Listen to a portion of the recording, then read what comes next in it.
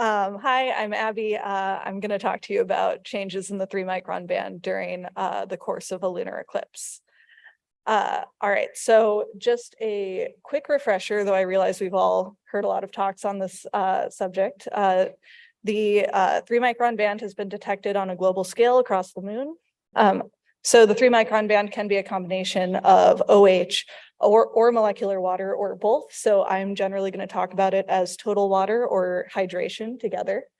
And this portion of the near-infrared spectrum has components from both reflected solar light as well as thermally emitted light. And there's disagreement over how to remove the thermal component to properly measure the 3-micron band. So for example, in the figures to the right, using the same data set from Moon Mineralogy Mapper data, you can see that one correction shows no change in the band with solar incidence angle and by extension temperature, and the other data set shows a lot of variation in the 3-micron band with solar incidence angle. And so this can lead to conflicting understandings of how hydration is behaving at the lunar surface. I am getting around this by using ground-based observations at the NASA Infrared Telescope facility, similar to Casey. And these are observations from 1.6 out to 4 microns. So we see the 3-micron band, and then we go out beyond it to longer, more thermally dominated wavelengths, which helps us constrain the thermal component and remove it. We also get the opportunity to take advantage of unique observing opportunities. So this includes exploiting the changing temperature and illumination conditions during the course of an eclipse. So these observations I'm going to talk about today are from the May 26, 2021 eclipse. And we were specifically looking at the subsolar point, so the hottest spot on the moon during that eclipse. Part of the reason that in addition to the rapidly changing temperatures, part of the reason we're interested in this as well is that we have this opportunity to look, keeping other conditions constrained, where as the solar flux is reduced, the temperature is reduced, and this moves the thermal contamination out to longer wavelengths, which means at 3 microns where we're making our measurement, there's less thermal contamination as the temperature is lowered. All right, so jumping right in.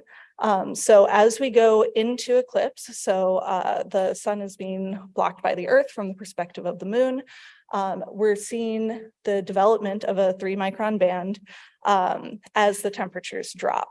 And so what we did is we took a whole bunch of measurements across time so that we could observe how this related to time going into the eclipse and also with temperature.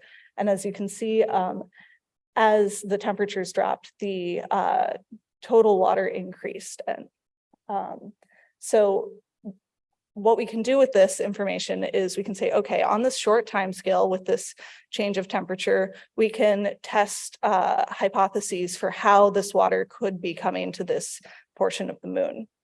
So for example, if we wanted to consider the case of ballistic migration, we can take those measurements and basically backtrack them to make statements about what type of lunar exosphere would have to be present to make that possible. So we did a couple just basic back of the envelope calculations to estimate the exospheric density, the amount of water that would have to be traveling through the exosphere to then come and collect at this spot on the moon to create this observation. So the first is we just assumed a column of water vapor was above the surface and collapsed onto the surface. And this leads to an estimation of 8 × 10⁻11 molecules per cubic centimeter in the lunar exosphere at the time.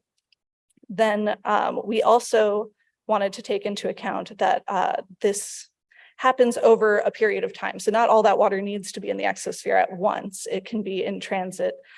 So accounting for the speed that water molecules could be moving through the exosphere, which for a 300K surface, the mean velocity is about 500 meters per second. That brings down the estimate a little bit to 1.2 × 10⁹ molecules per cubic centimeter. But really, both of these estimates are vastly larger than the measured exospheric density upper limit from LADI of 1 molecule per cubic centimeter.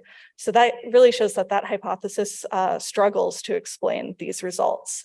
So in the future, we'll be moving forward to looking at other potential explanations. I also want to talk about exiting the eclipse. So this is after totality has happened. So the moon is being relit and the surface is warming back up again. And what we see is the hydration begins at actually a higher amount of hydration than was seen going into the eclipse. And then it drops as the temperatures come back up to normal noontime levels. One thing that's interesting about this is that the hydration is not symmetric with temperature.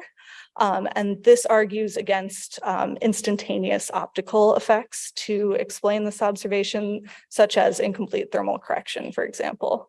And both of these results are really interesting in the sense that they offer insight into hydration change on different timescales offered by, say, diurnal measurements. And especially the egress observation is interesting because it is analogous to a type of experiment that's done in the lab called a temperature programmed desorption experiment. And the concept of this experiment is basically you start at a low temperature, you dose your sample with water, and then you steadily heat up the sample and you observe at what temperature and over what course of time the water escapes from the surface. And that gives you insight into the energies available at absorption sites in your sample. So this is sort of a natural version of this experiment occurring on the moon. So if we look at the results from this subsolar observation, we see a drop near 340 Kelvin. This is somewhat similar to UV measurements on a diurnal timescale. We also see an interesting little bump around 360 Kelvin, which I don't really understand why it's there, but it's tantalizingly giving some structure there. But the takeaway from this is basically that Eclipse gives us another way to leverage observations to constrain physical models of how hydration is behaving at the surface. So in things like temperature programmed desorption experiments, you might see 1 Kelvin of change over the course of 5 seconds, but in Eclipse, it's 50 seconds. And in a diurnal observation, it's more like 500 seconds. And processes that dominate on shorter timescales might not on longer timescales. So having these different types of results for constraint are really useful.